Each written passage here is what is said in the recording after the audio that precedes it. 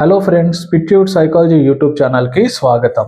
ఈరోజు మనం ఈ వీడియోలో హ్యాబిట్ నెంబర్ 17 గురించి డిస్కస్ చేయబోతున్నాం. హ్యాబిట్ నెంబర్ 17 ఏంటంటే మనం నిద్రపోయే 3 గంటల ముందు లేకపోతే 2 గంటల ముందు డిన్నర్ అనేది చాలా ఖచ్చితంగా చేయాలి.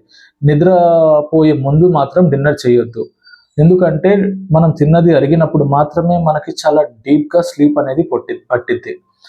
మీరు భోజనం చేసిన 2 గంటల తర్వాత నిద్రపోవడానికి ప్రయత్నించండి. అంటే ఇప్పుడు మీ ఆఫీస్ వచ్చేసి 10 to 9 ఉంటే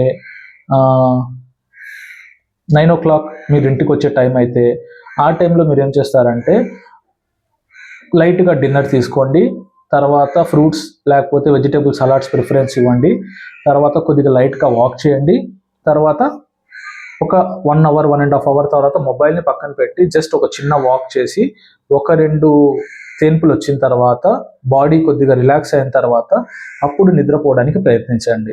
లేకపోతే దీనివల్ల మీరు తిన్న వెంటనే నిద్రపోవడం వల్ల ఏమైందంటే కాన్స్టిపేషన్ కంప్లైంట్ అనేది స్టార్ట్ అయింది. అంటే మలబద్ధకం అంటారు కదా, మోషన్ ఫ్రీగా అవ్వకపోవటం, గట్ డిస్టర్బెన్స్, తర్వాత గ్యాస్ట్రిక్ ఇష్యూస్ అనేవి ఏర్పడడానికి ముఖ్యమైన కారణం ఇదే.